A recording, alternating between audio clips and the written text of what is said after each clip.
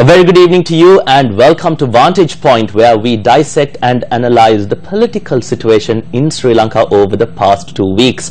I'm Krishan Devasagayam, and joining me this evening is none other than former diplomat and veteran Dr. Dayan Jayatilaka. A very good evening to you, Doctor, and welcome back to the show. Good evening, Krishan. Good to be here. Dr. Dayan, the past 2 weeks has been quite interesting when you take the political arena in Sri Lanka. Oh, yes. We saw the arrival of the Indian Prime Minister, Mr. Narendra Modi, who has been a very controversial figure when it comes to Sri Lanka's stance in the global arena.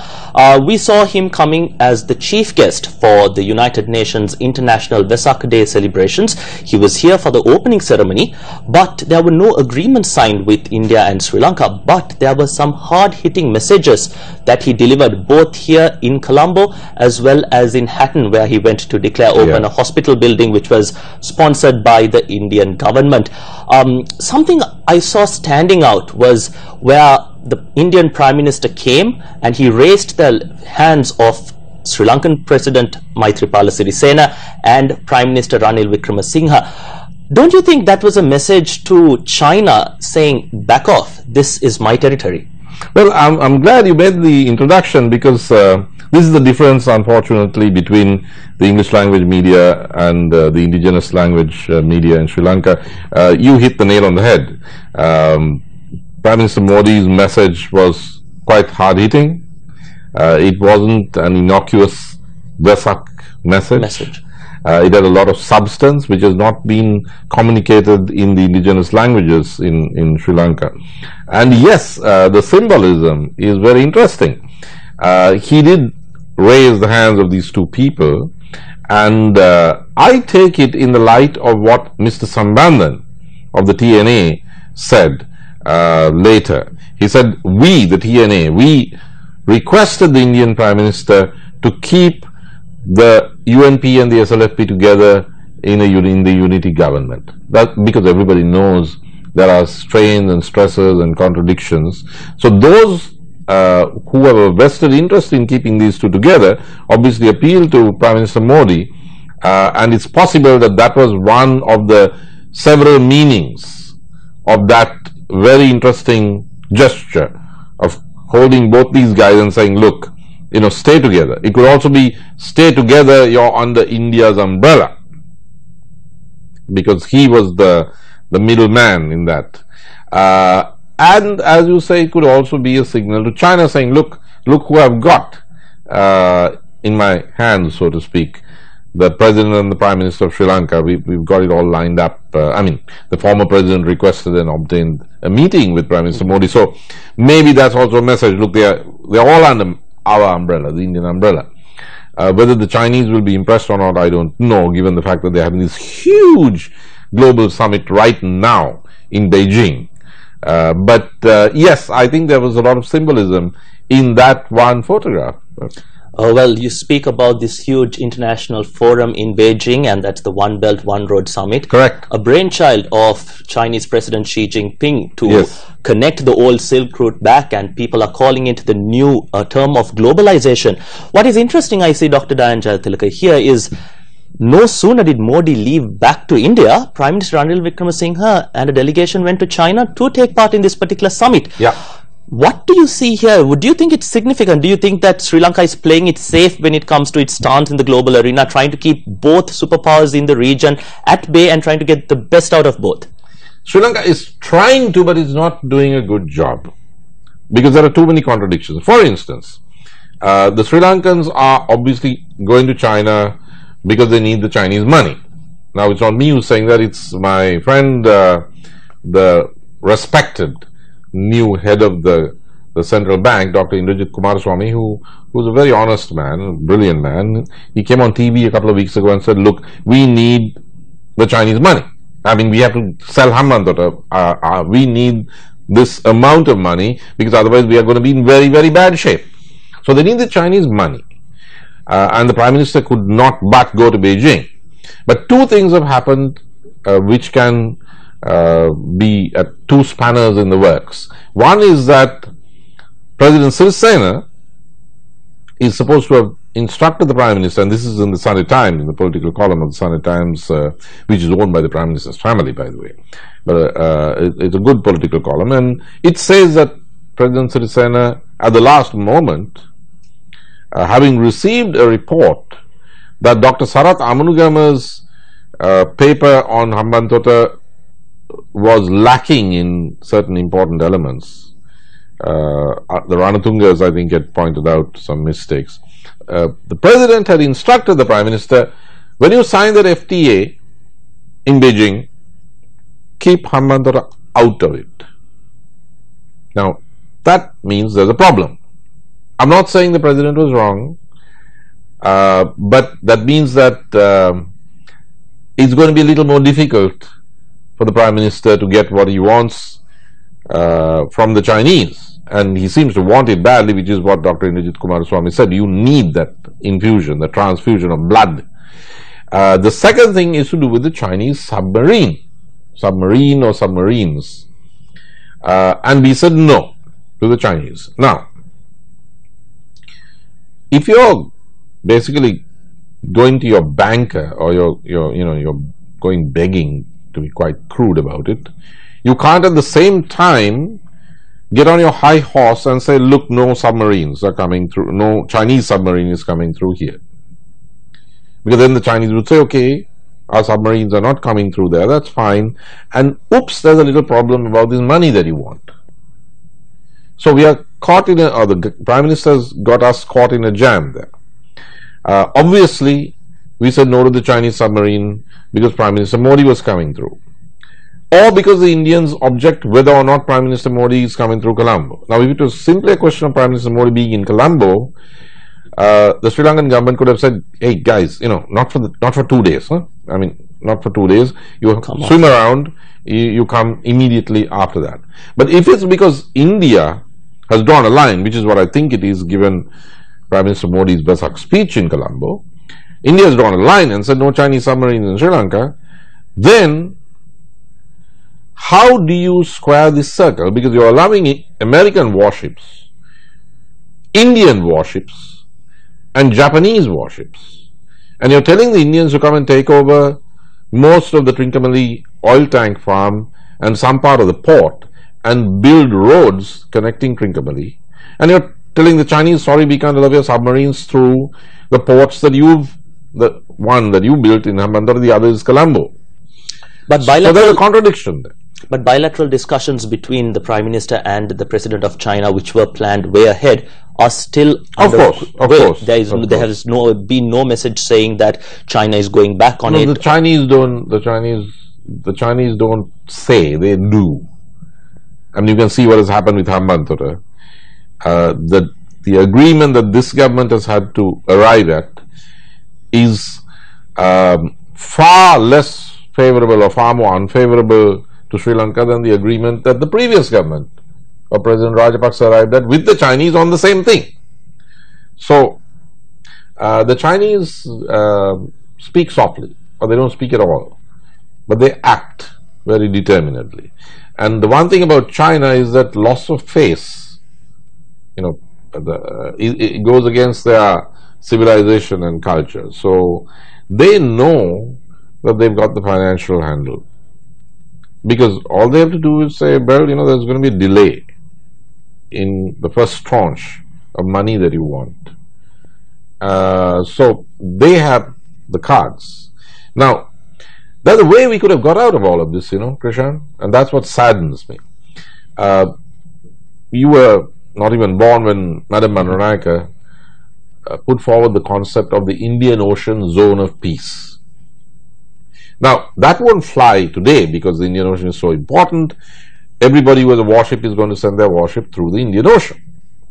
But what we can do is declare Sri Lanka a zone of peace, in the sense that we shan't allow warships to dock at our ports. We'll allow transport ships, because this is a transshipment hub and we want the money anyway, and let's leverage our location. So anybody who's got goods and services and oil and stuff you want to transport, we are your man, call us. You have luxury liners, that's great. Warships, no, because otherwise you get caught in this crunch. You invite the Japanese warships, which is what Prime Minister Wickremesinghe did in Tokyo. You have the Indians coming and you want to give them Trincomalee, and you have the Americans turning up, and you say no to the Chinese from whom you want money, and nobody else is giving you the money. So it's a mess, it's a huge mess, and the only way to get out, I mean, frankly, however critical I am of the government, I don't like to see the country getting into trouble. That's why I'm making this suggestion. Guys, there is a way out of this, that you can have your cake and eat it. It's good for you, it's good for the country. Declare our maritime areas, our waters, a zone of peace, no warships. Any other ship? Fine. Well, interesting times indeed. China, India, Chinese ports, Indian oil tanks. What next? We'll be back after this short break.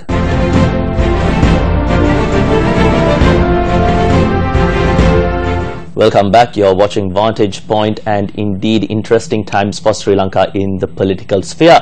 Dr. Jayatilaka, you mentioned about the Trincomalee oil tank farm before we went for a commercial break. Well, this oil tank farm is indeed interesting because it was built back then by the British. It has been left dormant for decades. A couple of the tanks have been utilized. Some have been given to India back in 2003, which have been used by the Indian Oil Company. But now, once again, this oil tank farm is in the spotlight. We're getting reports that we are trying to enter into another joint venture with India to operate these particular oil tanks. But on the other hand, there are reports coming in that the Trincomalee harbour, which has always been something of a port of interest in the international arena, might go to China. The oil tank on one side to India, the harbour on the other side to China, just a few kilometers away from each other in Trincomalee. What exactly is going on? What kind of a game is the government playing here? Well, Krishan, I would go by the MOU that was signed in Delhi between Minister Malik Samaravikrama and Indian Foreign Minister Sushma Swaraj, not Malik Samaravikrama's counterpart, who should have been an economics minister.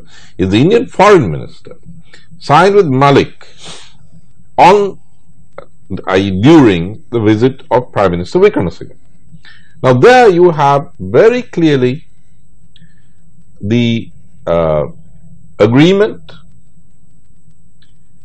what the projects are, they're all named, what the action taken is supposed to be, and what the timeline is.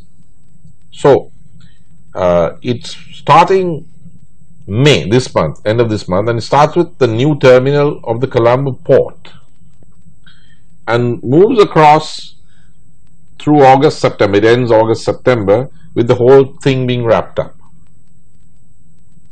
Now, the MOU has also to be seen against the backdrop of the economic doctrine pronounced by Prime Minister Modi in Colombo in his Vesak Day speech. But what does the MOU say? The MOU does not say anything about China in Trincomalee at all, because it's an MOU with India, and when you look at the MOU, there's no room for China. It's the oil tank farm and developing Trincomalee port. So both those go to India, not to China. If there's any other player, the Prime Minister has already announced who that player is going to be and what the intermediary is, and the Chinese are not part of that. The other player is Japan. So it's India and Japan, and the intermediary is going to be a Singaporean company. So in strategic terms, Krishan, what does it mean? It means that in the Asian context in which India has not even gone for the Belt and Road Initiative global conference in Beijing because it sees it as a threat or as competition, though it's purely economic. Sri Lanka is getting right into this competition because the United States, the United States, India and Japan form an alliance, some would say against China, some would say to counterbalance China, some would say to compete, but there's huge rivalry and is mounting. The intensity of it, as I said, is best illustrated by the fact that Prime Minister Modi has boycotted the Beijing summit. So Trincomalee has always been the prize, the jewel in the crown, which is why the Japanese bombed it during World War II. Now, if we give the oil tanks and the port to India and Japan, well, we are already taking a side in this competition, and that is never a smart thing to do. Now, I know the oil tank farm has not been developed, but who didn't develop the oil tank farm? Every Sri Lankan Prime Minister and President, UNP or SLFP, chose not to do that. It's not that they didn't know that they had something they could sell, but they chose not to do that. But something has to be done, right? At some point of time. Why? That is a public asset, a national asset. Yeah, then it has to stay national, Krishan. It's precisely my point. Now, Professor Howard Nicholas, Professor of Economics at Rotterdam University, Sri Lankan origin, his grandfather was the Postmaster General of Ceylon. He was here for a very big economic conference, the Economic Summit, Economic Forum 2017, held at the Golf West Hotel. Over 200 corporate executives paying a large sum of money to be there. I happen to be one of the keynote speakers. He was the main speaker. Minister Kabir Hashim was the chief guest, a former student of his, I think. Now, what Howard Nicholas said is, I don't believe in this socialism stuff. I'm not even sure about these private-public partnerships. I think there are many things you should just privatize. But let me tell you one thing. Nowhere in East Asia, which is the fastest growing area in the world economically, and in fact, nowhere in the West, are strategic national assets given to foreigners. Is it not in Singapore, not in Malaysia, not in Japan, not in China, not in Vietnam? He says, I am a visiting professor in both Vietnam and China, and certainly not in the West. And he specified, your ports and your airports, you never ever give a foreign company or any foreigners. These are strategic national assets. And Krishan, there's a young guy like yourself, your age, who heads up the policy planning think tank or the cell of our Ministry of Defense, which comes under the President. I knew his dad, Osia Begunasekara, a well-known political figure, was killed by the Tigers, Vijay Kumar Tunga's deputy. This is Asanka Abe Gunasekara. He's the Director General. And he wrote a piece, which was in an international paper, website, whatever, about Hamadara and Trincomalee. He said, you need an exhaustive national security report before you do anything with these two places. And there has not been a national security report. You need to project the importance of these two places over the next 30 to 50 years before you give them to any foreigners. So this is our own defense ministry think tank. So if such things are coming out, if such reports are coming out from the government itself, where are we going wrong? Who is making these decisions that such strategic locations need to be given away? Well, I mean, it's obviously the Prime Minister, because he's the one who's moving in these matters. It's the Prime Minister who's driving policy. But why would he do that? Does he gain anything out of it? Or? Well, that's his vision, because it's not a question of balancing of China with India, because most of these agreements, including with the Indian Oil Corporation, then the whole idea of the Hanuman Bridge and Road, all of these date back to 2002, 2003. Long before he needed the Chinese money and therefore had to give Hambantota to the Chinese and therefore had to balance off the Chinese by giving the Indians something in Trincomalee. All of this was on Prime Minister Wickramasinghe's agenda in 2002, 2003. But of course he was sacked by Chandrika by 2004. So this is his thinking. He believes it. And that's why he's doing it. Now, that's not the thinking of the United National Party, because Vijayadas Rajapaksa made a long speech in Parliament saying you can't lease these things out for decades because that's several generations of Sri Lankans. So these are not decisions arrived at by the UNP as a whole. These go against the policies and practices of the UNP.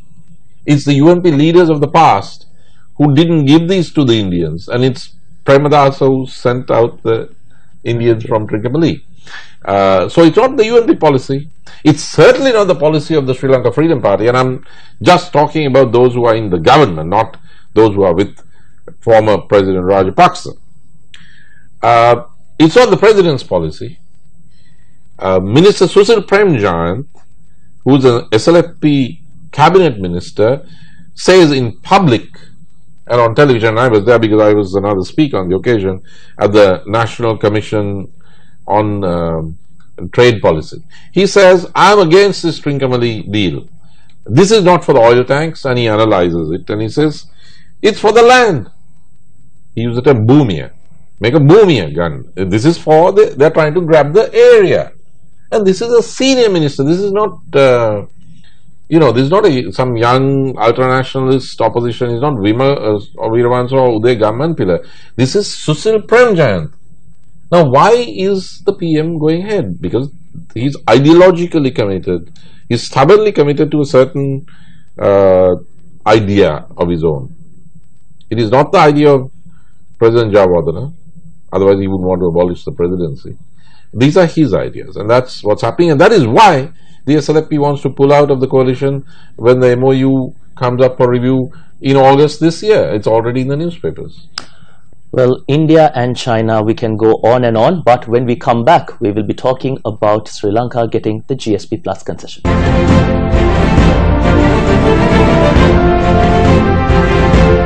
Welcome back. Now, throughout the show, we were talking about the Asian region and Sri Lanka's stance when it comes to superpowers India and China. But now let's cross over to Europe, where I think the government has become quite victorious in being able to regain the GSP Plus concession.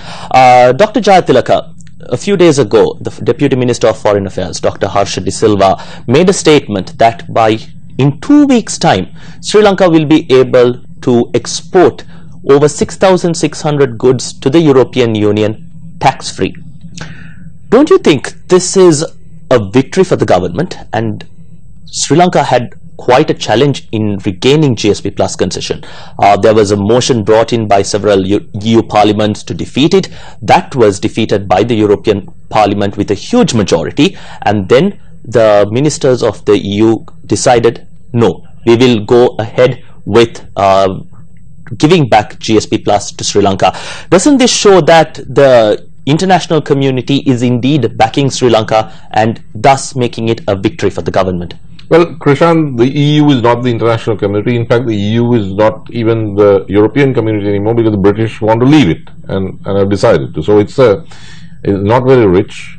It's a shrinking community, and it shouldn't be taken all that serious. But it is one of our biggest export markets. Yes, but now it's going to be minus Britain. So it's a little smaller than it was. In the process, it's always good to be a little optimistic. The Brits have decided on the Brexit. There's no question. It's just a question of leaving. And that also tells me that the whole idea of, we have access to this free trade area. Well, that's something that Britain, having stayed there, says, you keep it. We don't want it. It doesn't work for us. Now, I'm not saying that it was bad that we got back GSP Plus. On balance, it's a good thing. But it's not all that great. Because you're in a period where the whole idea of a free trade area has been questioned. The Americans questioned NAFTA and voted for Trump. The British questioned the European free trade arrangement and have voted for exit. So people are looking at this whole issue of free trade. The other thing is that Sri Lankan business has survived in the European market without GSP Plus for a couple of years, and it's made money. I mean, they've managed to compete on their own, the stronger business houses.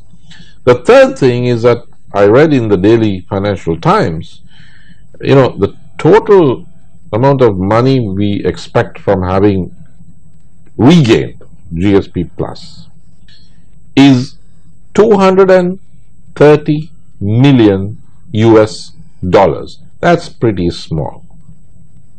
That's pretty small. And for which time period is this? Annually? Yes. Annually. 230 million bucks US dollars a year is not a very big deal. So I'm glad they won the vote in the EU Parliament. My congratulations to Harsha and them. And I'm glad they got back the GSP Plus, but it shrunk in importance. Well, what exactly is the government doing when it comes to Sri Lanka's stance in the global arena? By the time we meet in 2 weeks' time, the One Belt, One Road Summit in China would be ended, and we will be able to analyze the outcomes of it and what exactly Prime Minister Ranil Wickremesinghe would have achieved for the country through the summit. Well, all good things must come to an end, and so is the show.